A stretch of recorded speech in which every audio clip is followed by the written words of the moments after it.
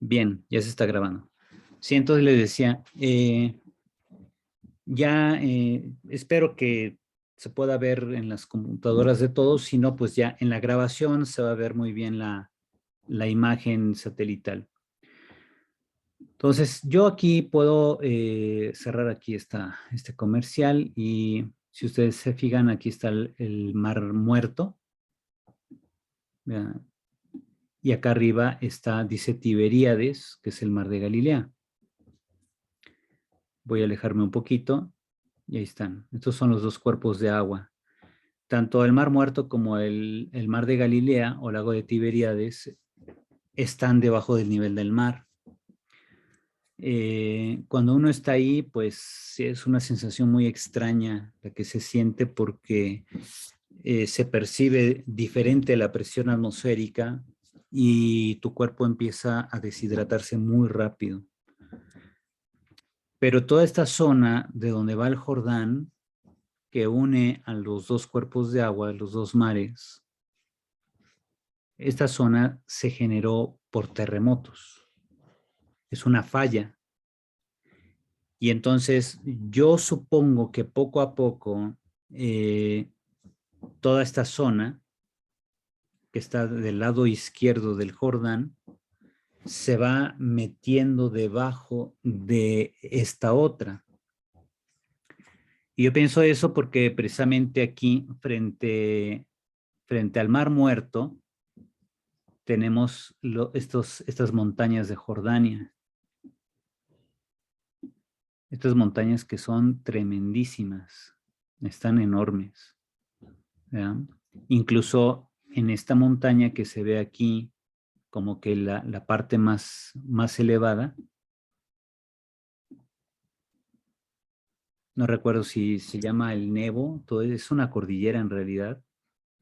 Ahí es donde murió Moisés y por ahí lo enterraron.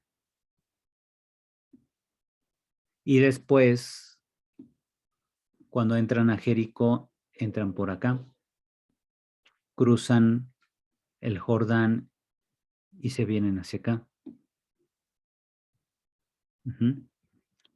Pero entonces fíjense, de los dos cuerpos, el Mar Muerto y el Mar de Galilea, toda esta zona es zona sísmica, más o menos cada 300 años hay un terremoto muy fuerte.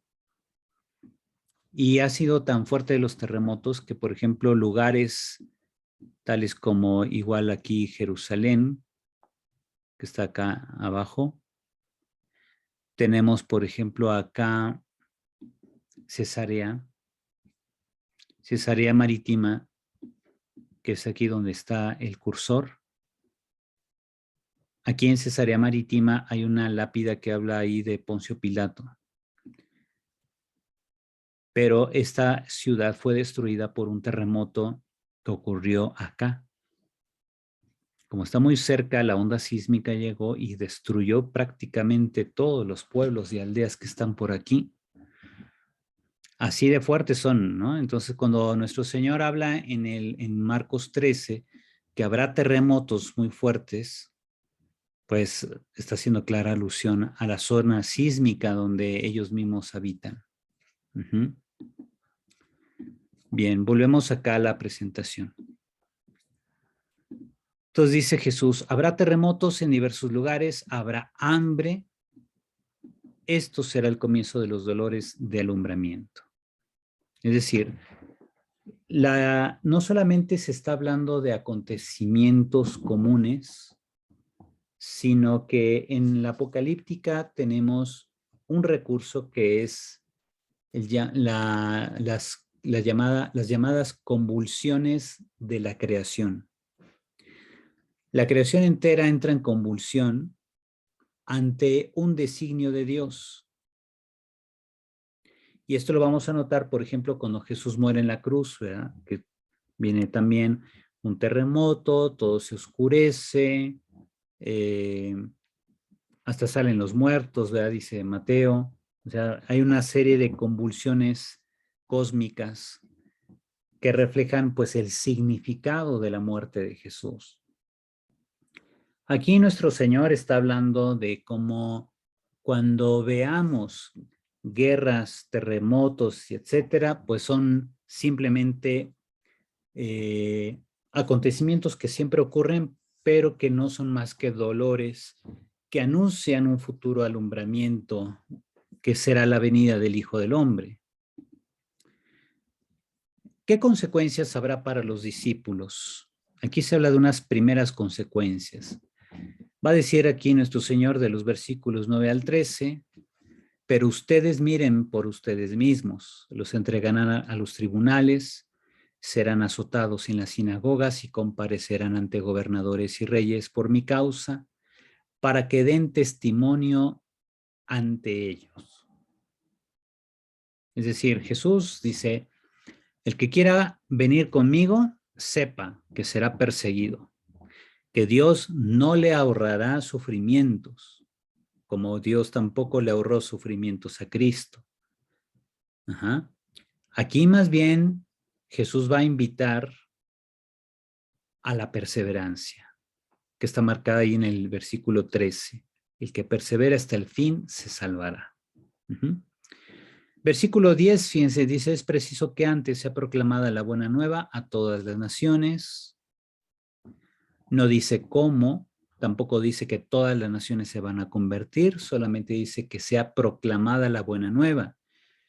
Yo creo hoy en día, después de 2000 años, la buena nueva prácticamente ya se predicó en todas las naciones, pero no todas la recibieron. O al principio la recibieron, pero no se perseveró en la misión, como el caso de China, ¿no? Dice, y cuando los lleven para ser entregados, para entregarlos, perdón, no se preocupen de qué van a hablar, sino hablen lo que se les comunique en aquel momento, porque no serán ustedes los que hablarán, sino el Espíritu Santo. Aquí nuevamente tenemos una invitación a la confianza. Tú mantente fiel, persevera en la enseñanza apostólica, no importa que te lleven ante juicios, no importa que al momento que te pidan razón de tu esperanza, razón de tu fe, que tú te quedes chin, ¿y ahora qué voy a decir? Dice Jesús, no, ustedes ni se preocupen, el Espíritu Santo hablará por ustedes. Él pondrá en ustedes, en sus labios, lo que ustedes sabrán de decir en ese momento. Es una exhortación, por tanto, a la fidelidad y a la confianza, a saber que Dios lleva, como decimos, los hilos de la historia y que Él fácilmente puede reacomodar y revirar, digamos, los acontecimientos. Dice, entregarán a la muerte hermano a hermano y padre a hijo. Se levantarán hijos contra padres y los matarán, y serán odiados de todos por causa de mi nombre. Pero el que persevera hasta el fin, ese se salvará.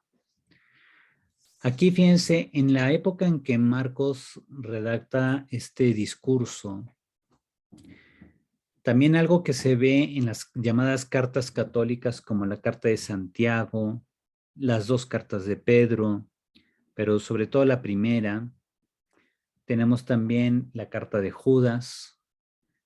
En esas cartas, incluso en las cartas de Juan, lo que notamos es esta situación de división interior entre cristianos, que cuando empezaron las persecuciones en algunos lugares motivadas por el Imperio Romano, o bien incluso por los judíos, como se ve en el caso de Pablo, que perseguía a cristianos para llevarlos encadenados a Jerusalén, y como podría pensarse también en otras regiones que los cristianos no fueron tan perseguidos cruelmente, pero sí despreciados socialmente.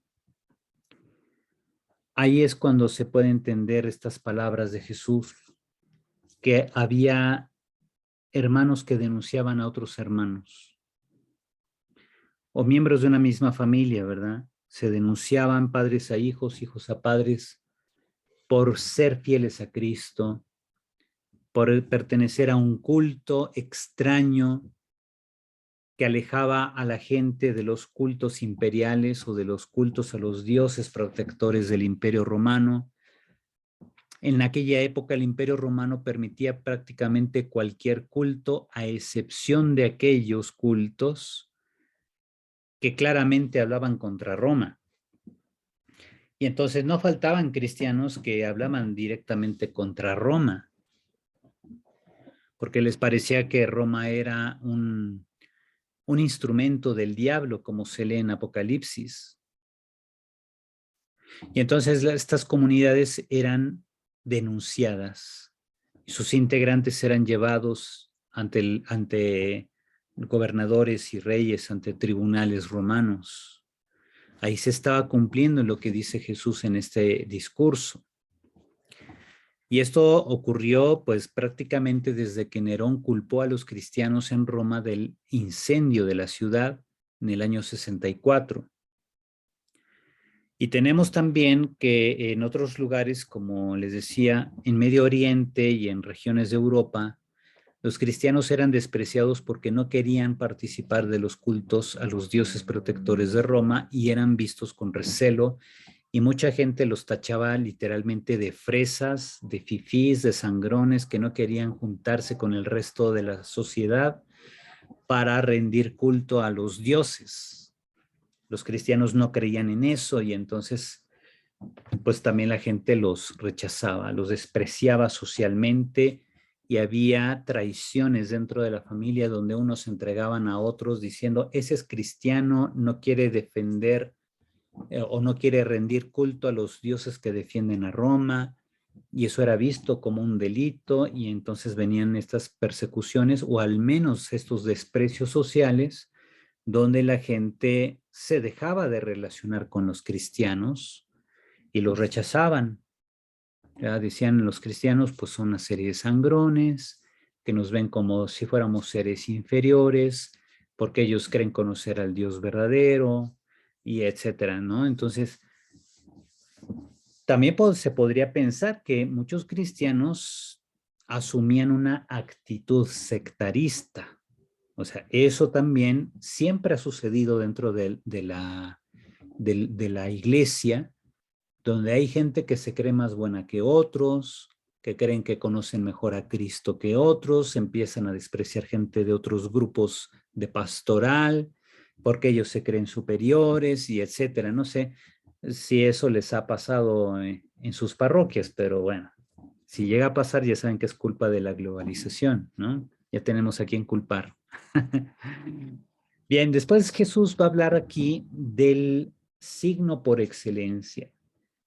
¿Cuál va a ser ese signo que de manera indudable hará pensar que el fin está cerca? No será un campeonato del Cruz Azul, ¿eh? Habrá un signo todavía más increíble que un nuevo campeonato del Cruz Azul. Habrá un signo más tremendo que incluso, ¿se acuerdan? Aparece en 2 Tesalonicenses capítulo 2, cuando se dice que el hombre sin ley establecerá esta abominación de la desolación. Se utiliza la misma expresión que viene en Daniel y aquí se utiliza otra vez.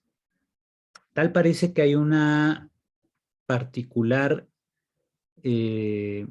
conexión entre tradiciones, tanto en el autor del 2 Tesalonicenses como aquí en el Evangelio de San Marcos, y una clara conexión con lo que aconteció en la época macabea cuando Antíoco IV Epífanes puso una estatua de Zeus olímpico en el templo de Jerusalén, provocando con ello lo que los macabeos decían era la abominación de la desolación, exactamente la misma expresión. Así que fíjense, ¿a qué se refiere ahora Jesús? No se refiere a un acontecimiento meramente pasado, como puede ser cuando Antíoco puso la estatua de Zeus. En la época de la destrucción de Jerusalén con el emperador, con el el general Tito, porque Vespasiano ya había sido nombrado emperador. Entonces Tito se encargó de la destrucción de la ciudad y del templo. Pues muchos han pensado que probablemente ahí ocurrieron dos cosas. La primera, que con la destrucción del templo se llevaron la menorá, que es el candelabro de 7 brazos, un candelabro de oro que prácticamente representa al judaísmo como religión. Y es que en los foros imperiales allá en Roma, junto al Coliseo, hay un arco que se llama el Arco de Tito. Y hay una columna también muy cerca de allí, una columna romana, donde se ve en un alto relieve que van soldados romanos llevando la menorá. Van cargando el candelabro de oro de 7 brazos, una clara alusión al saqueo de Jerusalén. Y esa columna es la columna de Tito. Pero no se menciona si Tito, en medio de los restos del templo, del que dijo Jesús no quedaría piedra sobre piedra, y efectivamente Tito destruyó todo el templo, no se menciona que haya sido establecido ahí un nuevo régimen de idolatría. Más bien dejaron todo destruido.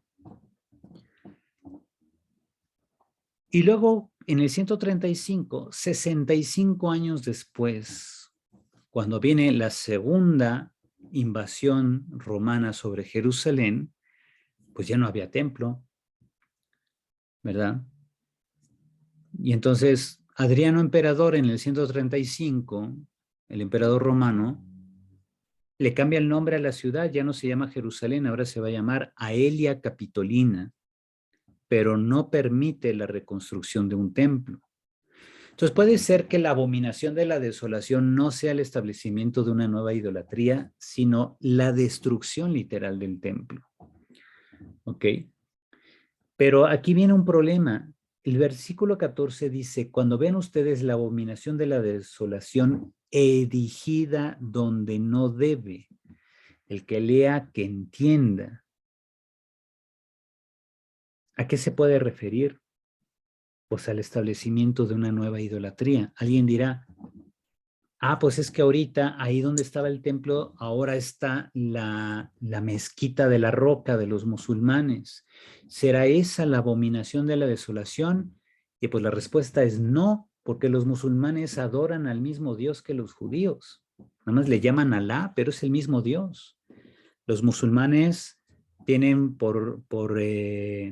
también se consideran ellos hijos de Abraham, ¿verdad? Tienen en gran estima a Jesucristo, a los profetas, consideran el templo o el cerro del templo como un lugar santo. Entonces, pues no es esa la abominación de la desolación. Alguien dirá, bueno, entonces, ¿será que en el futuro, como dice 2 Tesalonicenses, llegará ese hombre sin ley, llamado por otros el anticristo, a establecer en el templo de Jerusalén o en el atrio de las mezquitas hoy día, establecerá un templo idolátrico? Pues como no ha pasado, pues puede ser que quizás sea eso, ¿no? No se sabe a ciencia cierta qué es lo que será, qué es eso de la abominación de la desolación. Es una expresión que se utilizó en tiempos de los macabeos para referirse a la estatua de Zeus que Antíoco IV puso en el templo de Jerusalén. Pero pues sí, ya no había templo, ¿verdad? Los romanos en el 70 destruyeron el templo y jamás ha sido reconstruido. Y las dos mezquitas, Al-Aqsa y la mezquita de la Roca, que están ahorita en el atrio de las mezquitas, que se le llama hoy, es el mismo atrio del templo, no son en realidad construcciones idolátricas. Será otra religión, pero es el mismo Dios. Ajá. Es la bandera del arco iris, papá, padre. O la bandera del arco iris. Pero es que fíjese también, o sea, aquí habrá que ver entonces, dentro de la literatura apocalíptica, el hombre sin ley es una persona. No es una ideología, no es un movimiento, no es un grupo, sino es una persona. O sea, todos coinciden, toda la literatura apocalíptica, tanto judía como cristiana, coinciden en que habrá un hombre, varón, me parece el profeta Daniel es el que dice que será descendiente de la tribu de Dan, o sea, será judío de raza, que se volverá contra el mismo judaísmo, contra el cristianismo, contra toda religión, y él mismo se autodenominará Dios en la tierra. Ajá. Y será alguien que, bueno, eso viene en 2 Tesalonicenses 2, que ya lo vimos, ¿no? Alguien que hará prodigios en la tierra y en el cielo. Y bueno, pues ahí se despierta toda la imaginación hollywoodesca, ¿no? De todas las películas que hay de Estados Unidos sobre ese posible personaje. Hay dos videos que yo tengo ahí, pero será cosa de buscarlos en YouTube. Son dos partes de una investigación de History Channel sobre el anticristo. Y me parece interesante porque las personas que van entrevistando en ese documental son personas muy serias. Son verdaderos especialistas de apocalíptica de los que yo tengo algunos libros y son especialistas muy, muy pesados, católicos y de distintas denominaciones cristianas. Y yo digo, de lo que ha hecho History Channel, yo creo que eso es de lo mejor que han hecho. Ajá. Son los videos de hace como 10, 12 años que sacaron. De hecho, yo los tengo en DVD, pero sería cosa de buscar. Voy a buscarlos en YouTube y les paso el link para que ustedes lo puedan ver. Porque no es nada fácil todo este tema, ¿no? Al hablar de eventos futuros, precisamente muchos se preguntaban si Marcos 13 refiere lo que ocurriría en el año 70 o lo que ocurriría en el fin de los tiempos, cuando venga el Señor. Entonces ahí ha habido mucha discusión al respecto. Dice aquí Jesús en el versículo 15, no, todavía aquí en el 14, perdón. Dice, entonces los que estén en Judea huyan a los montes. El que esté en el terrado, o sea, en las azoteas o terrazas, no baje ni entre a recoger algo de su casa. Y el que esté por el campo, no regrese en busca de su manto. Ay de las que estén encinta o criando en aquellos días. Oren para que no suceda en invierno, porque aquellos días habrá una tribulación, cual no la hubo desde el principio de la creación que hizo Dios hasta el presente, ni la volverá a haber. Y si el Señor no abreviase aquellos días, no se salvaría a nadie. Pero en atención a los elegidos que Él escogió, ha abreviado los días. Y muchos se preguntan, bueno, ¿y eso es lo que ocurrió en el 70? ¿O es lo que ocurrirá al final de los tiempos? ¿Verdad? Hay elementos que sí dice uno, bueno, la destrucción del templo y que el hecho de que no se pudo reconstruir jamás, pues podría hacernos pensar de que una tribulación cual no la hubo desde el principio de la creación, ni la volverá a ver. Pero si nos metemos a estudiar la historia, pues vemos que ya Nabucodonosor antes había destruido el templo en el 586 antes de Cristo. Antíoco IV no lo destruyó, simplemente lo profanó. Y los romanos lo volvieron a destruir. Entonces ya había ocurrido eso. Ajá. Que el templo no haya podido ser reconstruido se debe a razones políticas, no a que Dios no haya querido. Más bien, los humanos nunca se han puesto de acuerdo. Y cuando más o menos se pudieron haber puesto de acuerdo allá en el siglo VI, pues apareció Mahoma y ya valió. Porque Mahoma declaró Jerusalén ciudad santa y de ahí para acá los musulmanes no iban a permitir que los judíos reconstruyeran el templo. Además, los judíos ni siquiera estaban regresando propiamente, eran los cristianos los que se habían establecido ya en Jerusalén para el siglo VI. Para tiempos de Mahoma, Jerusalén era una ciudad cristiana, no había presencia judía, no había regencia judía, pues. Desde el 135 hasta 1948, los judíos no gobernaron Jerusalén. O sea, son 800 y fracción de años, ¿no? Siguientes versículos, del 21 al 23, nuevamente se habla aquí de otras consecuencias para los discípulos. Dice Jesús, entonces si alguno les dice, miren el Cristo allí, mírenlo allí, no lo crean. Pues surgirán falsos cristos y falsos profetas y realizarán señales y prodigios con el propósito de engañar, si fuera posible, a los elegidos. Ustedes pues estén sobre aviso, miren que se los he predicho a se lo he predicho todo a ustedes. Nuevamente aquí, fíjense. Se pretenderá engañar a los mismos elegidos. Es el mismo punto que aparece en 2 Tesalonicenses 2. El anticristo realizará tales prodigios que hasta muchos elegidos, muchos cristianos, se sentirán atraídos hacia este personaje. Dirán, ni Obama lo pudo hacer, ¿verdad? No habrán puntos de comparación. Ningún político en la tierra habrá logrado lo que logrará este hombre sin ley.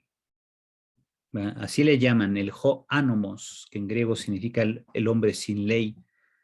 Así le llama el autor de 2 Tesalonicenses 2. Juan le llama anticristo en las 3 cartas, pero la cosa es que en las cartas de Juan no encontramos un solo anticristo, encontramos varios. Y no se refiere tanto a seres políticos que destruirán a la humanidad, tipo Hitler, Mussolini o Stalin, ¿no? No, se refiere más bien a aquellos que niegan la encarnación del Hijo de Dios. Esos son los anticristos a los ojos de Juan. Pero el hombre sin ley que viene en 2 Tesalonicenses 2 sí es un político. Y es un hombre que se autoidolatra y quiere que todo mundo lo idolatre. Él sustituirá a Dios y muchos lo seguirán en su locura. Incluso dice prácticamente, cuando parezca que todo está perdido, solo entonces Cristo vendrá y con el aliento de su boca lo destruirá. Es una forma muy apocalíptica de decir, bueno, pues con el poder de su palabra destruirá a este hombre sin ley. Y por eso la segunda sección, que es la sección central, habla sobre la venida del Hijo del Hombre. Mas por esos días después de aquella tribulación el sol se oscurecerá, la luna no dará su resplandor, las estrellas irán cayendo del cielo y las fuerzas que están en los cielos serán sacudidas. Versículos 24 y 25, nuevamente se toma el punto o el tema de las convulsiones de la creación ante una inminente intervención de Dios, que se describe en el versículo 26. Entonces verán al Hijo del Hombre que viene entre nubes con gran poder y gloria. Esa es la forma como Dios interviene en el mundo. Verán al Hijo del Hombre que viene entre las nubes con poder y gloria, palabras que dice Jesús a Caifás durante su juicio, que le pregunta, ¿eres tú el Hijo del Bendito? Jesús responde, sí lo soy, y verán al Hijo del Hombre que viene entre las nubes del cielo con poder. Nuevamente aquí, tanto Jesús en su comparecencia ante Caifás y el Sanedrín, como aquí en el que Marcos pone en labios de Jesús estas mismas palabras ante sus discípulos que en el Monte de los Olivos le plantean esta pregunta a Jesús. Jesús responde con la misma frase hecha: verán al Hijo del Hombre que viene entre nubes con gran poder y gloria. Texto que alude claramente a Daniel 7, versículo 13. Entonces enviará a los ángeles y reunirá de los cuatro vientos a sus elegidos, desde el extremo de la tierra hasta el extremo del cielo. Estos versículos 24-27 van respondiendo ya la otra pregunta que nos hacíamos antes. La pregunta de los discípulos: ¿cuándo sucederá esto que no quedará piedra sobre piedra? Entonces, los versículos 5-23 que ya repasamos en esta primera sección muy larga, ha sido debatido si se puede interpretar como referente a lo que aconteció en el 70 o como referente a lo que ocurriría al fin de los tiempos. Los versículos 24-27 aclaran: esto sucederá al final de los tiempos. Cuando entren las convulsiones de la creación, será porque el Señor está por llegar. Será como ese abrir el telón para que el Hijo del Hombre se manifieste con gloria y poder. Enviará a los ángeles y los reunirá de los cuatro vientos.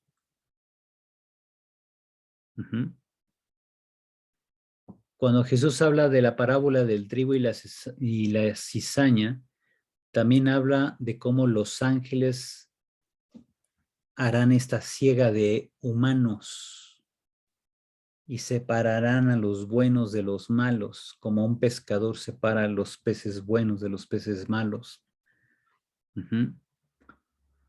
Todo esto, como ven, es lenguaje apocalíptico, es lenguaje simbólico, pero que habla de, pues por lo que se ve aquí, del fin de los tiempos, ¿no?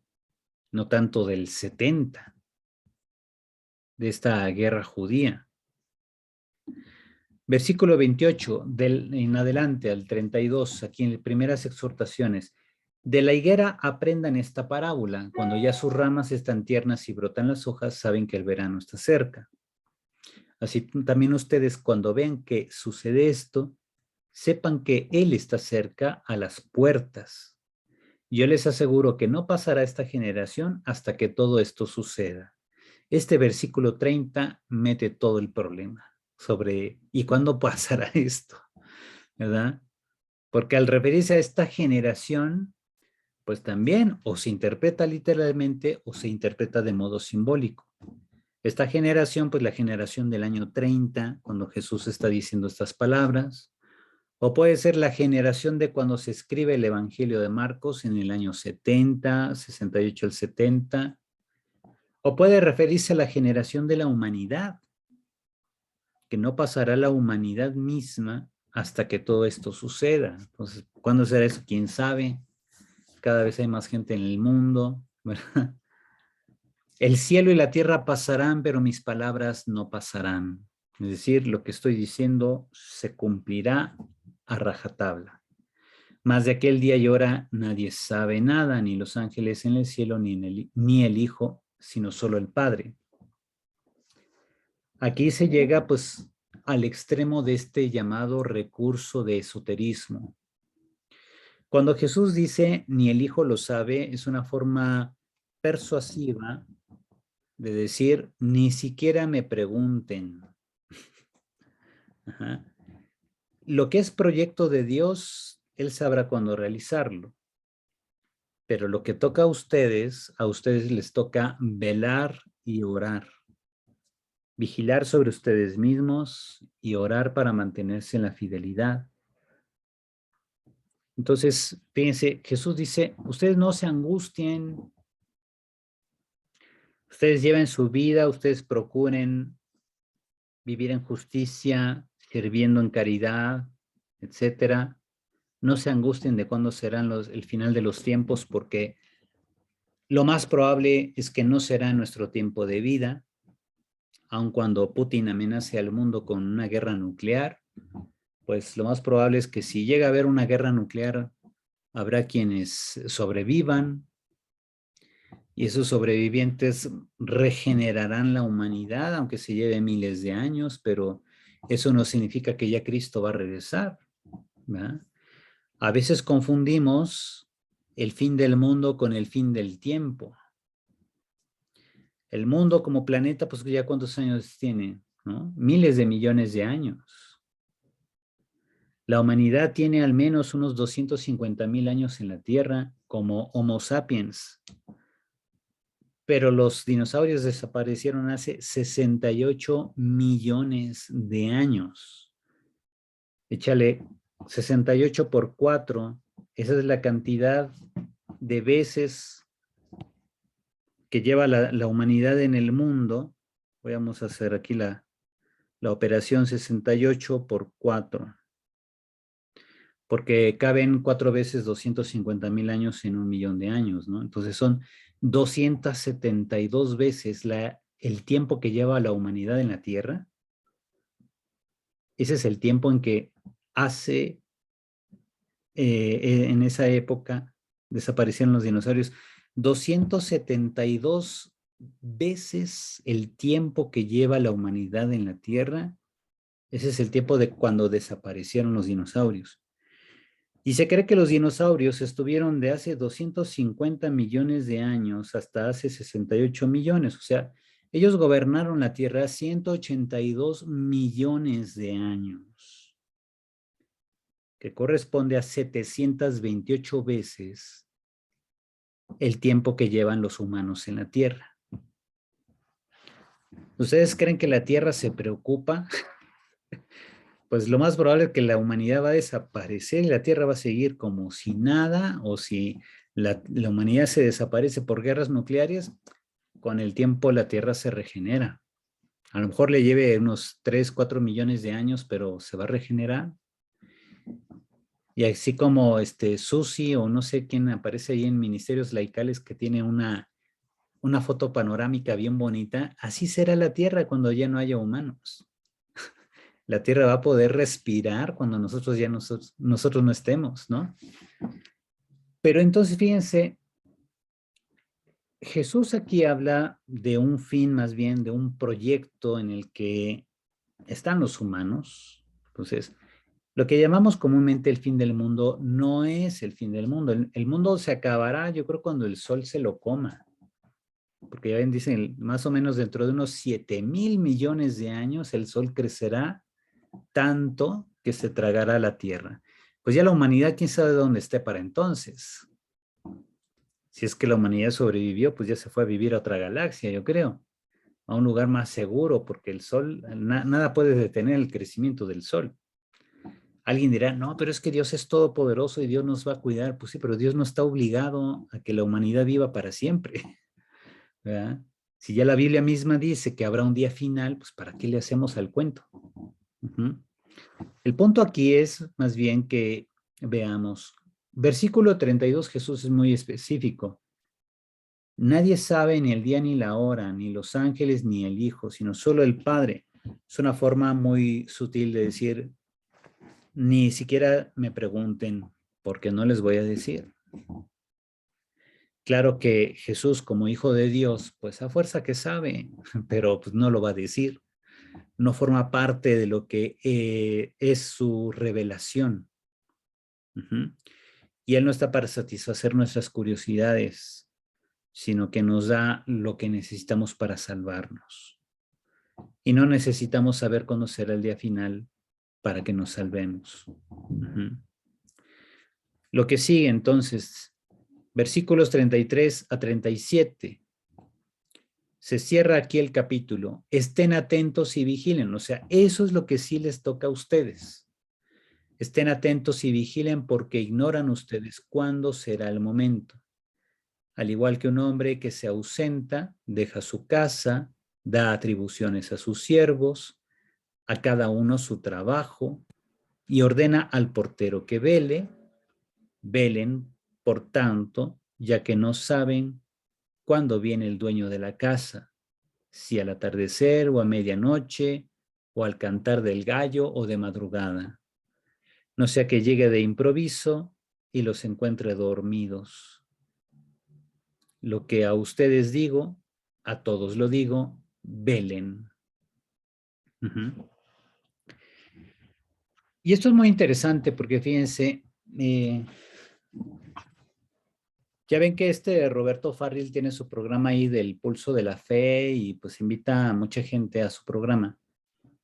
Y en ocasiones ha invitado a dos teólogos, bueno, un teólogo propiamente que se llama José Alberto Villasana, y a otro que es un autor, más bien un autor de libros, Luis Eduardo López Padilla, que comúnmente ellos cuando son invitados al programa están hablando, no, pues que el fin de los tiempos y que vendrá esto y aquello. Pues en realidad nadie sabe cuándo será. Ajá. Muchos decían, no, pues que con la guerra de Siria y que cuando se destruya Damasco se cumplirá Isaías capítulo 17 y eso indicará que ya está por llegar el Señor. Y pues acabaron con ISIS, con ese grupo del Estado Islámico. Precisamente ayer salió una noticia que los griegos mataron al siguiente líder de ISIS con un ataque con drones. Pero pues Damasco no fue destruida. La cosa sigue ahí. ¿Verdad? Entonces, no fue el final de los tiempos. Y como luego les digo así de broma, ¿no? Pues ya, fíjense, ya lo que ha pasado desde entonces para acá, ya DiCaprio ganó el Oscar y Cristo no ha regresado. ¿Verdad? Ya el Cruz Azul ganó campeonato y Cristo no ha regresado.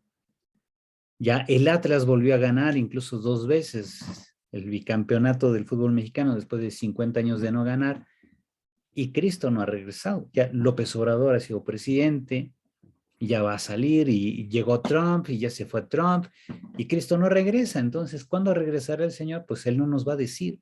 No nos toca a nosotros saber. Los versículos 33 a 37 que están aquí en pantalla, eso sí es lo que nos toca hacer. De cara al día final que solo Dios sabe cuándo será, a nosotros nos toca vigilar y orar, estar atentos, ser responsables, no dormirnos en nuestros laureles creyendo que porque somos católicos ya le hicimos, o que porque tomamos el curso para la formación de lectores ya merecemos el cielo, pues tampoco, ¿verdad? Nadie tiene comprado el cielo. ¿Verdad? Aquí no hay compadrazgos como sucede en relaciones humanas, ¿no? Cristo dice, ustedes velen. Y eso es algo muy característico de la literatura apocalíptica. Aunque tú veas todos los símbolos apocalípticos, que monstruos, que destrucciones, etcétera, no son más que símbolos que exhortan a la vigilancia, a la perseverancia en la fe en medio de las pruebas, porque quien persevere hasta el fin, ese se salvará, tal como se dijo acá, me parece era el versículo 14, si no me equivoco. Bueno, el 14 no era, pero está aquí, perdón. Versículo 13, al final, el que persevera hasta el fin, ese se salvará. Esa es la frase por excelencia, la exhortación fundamental para todos. Y entonces no tiene caso que uno se ponga a ver horas y horas de videos en YouTube o en otras plataformas sobre cuándo será el fin del mundo, porque nadie le atina, ni Nostradamus. ¿Verdad? Así que no crean ni en la palomita gurrumina, ni en Nostradamus, ni en Maussan, ¿verdad? Ni en nadie ni en Moni Vidente. y qué otra Madame Sassou, ¿verdad? Todas esas personas que dicen que son adivinas, esto nadie lo adivina. ¿Mm? Esto nadie lo adivina y lo más probable es que igual la guerra entre Rusia y Ucrania pues será quizá el inicio de un conflicto que podría, si falla la diplomacia entre los países, podría complicarse, pero aún así no será el fin, ¿no? Porque hay tanta humanidad por todos lados que aunque haya una guerra nuclear, habrá muchos sobrevivientes, quizá en los países más fregados, ¿verdad? Donde a nadie le interesa echar una bomba, pero esa gente hará que la humanidad se reconstruya, ¿no? Entonces no tiene caso andarse angustiando de gratis. Lo que sí tiene caso es ser responsable en el tiempo de vida que Dios nos concede. Vemos entonces que la vida es un regalo y eso es lo que a nosotros nos toca hacer. Ajá. Que nuestra vida, que la recibimos inmerecidamente, valga la pena vivirla compartiéndola con otros. Entonces compartimos la fe, compartimos responsabilidades, compartimos tareas pastorales, etcétera. Aunque seamos diferentes unos y otros, sí es importante aquí que todos los seguidores de Jesús procuremos humildad, no compararnos con los demás, porque finalmente nadie es experto en todo, todos necesitamos de los demás. Y como decía San Pablo en la primera carta a los Corintios, procuremos con nuestros dones y nuestros carismas edificar la iglesia y enriquecerla continuamente. Porque además estamos solo por un ratito en la vida, ¿verdad?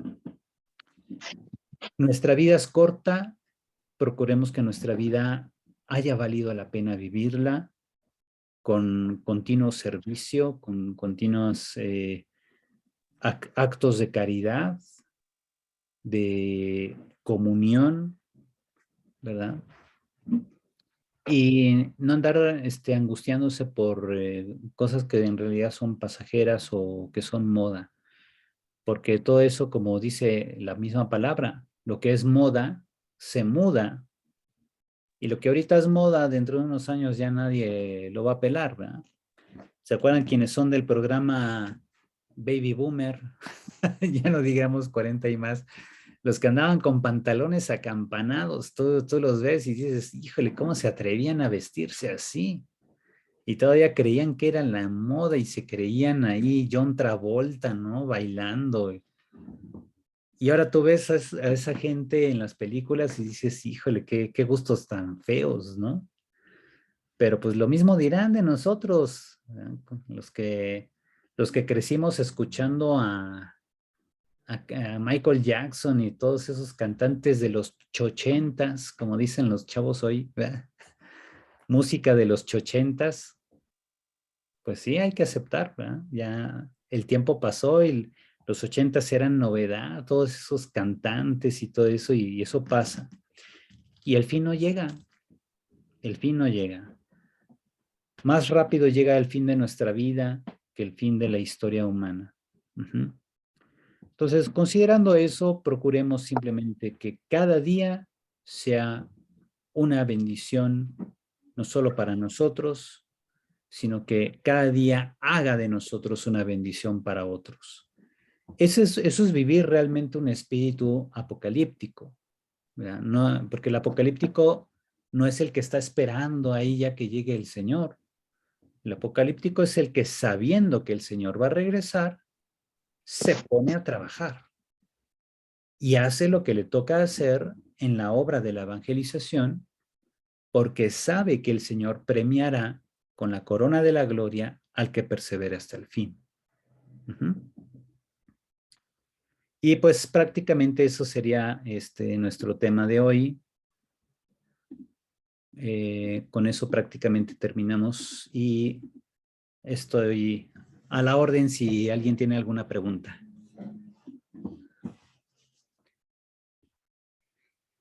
Nada más no se amontonen. Sí, adelante, Marta. Padre, ciertamente, pues nuestra esperanza está en el Señor y, y pedimos de veras que el Espíritu de Dios nos ayude a que el Señor nos encuentre trabajando en su viña. Pero, por ejemplo, usted dice, bueno, esto es está realmente una actitud apocalíptica, ¿no? Pero, por ejemplo, todo esto que se va y se ha oído que va gestándose desde antes del Concilio del Vaticano II en relación al término nuevo orden mundial y cómo se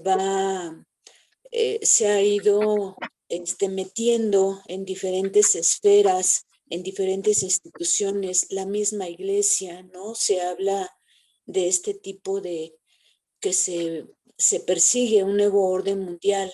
Este, em, una vez yo le compartí a mi párroco algún video que realmente uno va viendo y dice, se ve muy claro, ¿no? O sea, hay muchas situaciones que van siendo evidentes de lo que este, se avecina, ¿no?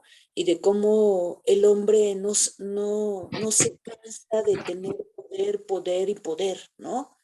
Ujú, Y, y entonces, el estar informados, Padre, el poder compartir información, que en un momento dado es importante saber en dónde uno consulta para poder compartir, ujú. no podríamos ahí también como pecar, Padre, en cuestión de tener tanta confianza y, pecar en el sentido también de caer en la ignorancia y dejar todo a Dios. Sí, no, por eso, mire, San Ignacio de Loyola decía, por ejemplo, que, a ver, permita, ahí está. San Ignacio de Loyola decía, por ejemplo, que al momento de realizar nuestras tareas por el reino de Dios, debemos actuar como si todo dependiera de nosotros, pero sabiendo que la obra es de Dios. Ajá. Es Él quien lleva a cabo pues toda la tarea de la evangelización, la perseverancia en la fe, la predicación apostólica, todo esto valiéndose de nosotros, pero siempre la primera parte de la frase es muy relevante. San Ignacio decía, haz todo como si todo dependiera de ti. O sea, nunca te eches a dormir en tus laureles. Ajá. El verdadero discípulo no es pasivo, no va a dejar que Dios se encargue de lo demás. Dios quiere hacer las cosas a través de ti. Y entonces eso exige, además, como dice aquí nuestro Señor, hay que velar porque hasta la inacción es un pecado de omisión. Entonces, en el tiempo de vida que tú tienes, tú debes procurar hacer lo que te toca hacer. No puedes quedarte de brazos cruzados. Tú eres un eslabón más en la historia de la iglesia. Y los eslabones que vendrán en el futuro se enlazarán a ti en el aquí y ahora. Ajá. Si tú dejas de hacer tu trabajo, pues claro que el Espíritu Santo puede resolver la inacción de alguien por medio de otra persona. Pero hay más alegría en dar que en recibir, decía nuestro Señor. Entonces, como mi vida es corta, debo procurar que mi vida sea un compromiso constante y de calidad con lo que me toca hacer. Yo no puedo dejar en manos de alguien más lo que Dios a mí me ha encomendado. Uh-huh. Yo no puedo decir, pues ya se las arreglará y el Espíritu Santo que para eso es Dios, ¿no? Pues eso es una actitud muy irresponsable, ¿no? Entonces siempre es importante tener en cuenta esto. Por eso la vocación comienza aún en un contexto eclesial, pero comienza siendo siempre una relación entre Dios y tú. Entonces, ¿qué cuentas le darás a Dios cuando Él te las pida? ¿Verdad? Dios te pedirá cuentas de lo que Él te ha encomendado. No puedes tú cruzarte de brazos y decir, no, es demasiado para mí, pues ya habrá gente más preparada que yo que responda. Pues lo mismo dijo Moisés, le dijo a Dios, no, pues yo ni sé hablar, búscate otro, ¿no? Y dice Dios, no, tú vas a ir, canijo. Es que tengo 80 años, me vale. Literal, ¿no? O sea, dice Dios, tú irás, aunque tengas 80 años, tú sacarás a mi pueblo de Egipto. Es que no sé hablar, pues Aarón es muy bueno. Yo no sé si Aarón realmente tenía grandes dotes de oratoria o de convencimiento, pero se convirtió en la palabra de Moisés, al grado que muchos especialistas creen que Moisés muy probablemente era tartamudo. Se le tropezaban las palabras mientras hablaba, y Aarón, en cambio, era muy ágil para el discurso oral, y así Dios le dijo, mira, no pongas pretextos. Ajá. Tú debes hacer tu parte, tú debes cumplir con pues lo que Dios te ha confiado. ¿Y por qué te lo confía? Porque sabe que das el ancho. Quizá el que menos lo sepas eres tú mismo, porque te falta creer en ti. Pero eso es lo que Dios nos dice a todos y a cada uno. Uh-huh. No es que alguien más hará tu trabajo. Cada uno de nosotros tenemos que hacer lo que Dios nos encomienda porque Él cree en nosotros. Él confía en nosotros y nos da todos los recursos, incluidos estos cursos, para que nosotros respondamos al nivel que Él nos está pidiendo. Uh-huh. Muy bien, no sé, ¿alguien más tiene alguna otra duda sobre los contenidos de Marcos 13, su conexión con la apocalíptica cristiana? La próxima semana, como les decía, retomamos Apocalipsis porque ahí se dará continuidad a este tipo de discursos con más simbolismos. La próxima semana les puedo hablar ahí precisamente de esos capítulos que van del 13 en adelante. Nos quedan, creo que 3 sesiones, ¿no? 13, a ver, déjeme ver, estamos aquí, 13, no, nos quedan 2 sesiones, el 20 y el 27, si no me equivoco. Entonces, la próxima semana vemos algo de Apocalipsis 13 en adelante y el último día, el 27, también vemos otros elementos ya para cerrar precisamente la relectura de la historia a la luz del Apocalipsis de San Juan, ¿verdad? Porque es toda una teología de la historia que nosotros como creyentes debemos tener siempre activa, ¿verdad? Nuestra visión de la historia debe ser siempre teológica. No creamos que la historia es el simple devenir de acontecimientos dirigidos por políticos, por economistas, empresarios, etcétera, ¿no? El cristiano siempre debe tener una perspectiva teológica del acontecer de cada día. Y para eso ayuda mucho Apocalipsis de San Juan. Muy bien. Bueno, pues si ya no hay más, entonces les doy la bendición y voy a subir entonces el video al canal de YouTube y les mando el link para que los puedan, quien quiera revisarlo nuevamente lo pueda ver. ¿Ok? Y los dos Señor, videos de Apocalipsis ¿perdón? y los dos videos de investigación que nos dijo que muy buena investigación. Sí, también. Esos Okay. se los voy a buscar ahí sobre el anticristo, sobre el Okay. personaje del anticristo. El Señor esté con ustedes. Y con tu espíritu. La bendición de Dios Todopoderoso, Padre, Hijo y Espíritu Santo, descienda sobre ustedes y permanezca para siempre. Amén. Amén. Muy bien, pues que tengan todos feliz tarde. Ahí yo los dejo.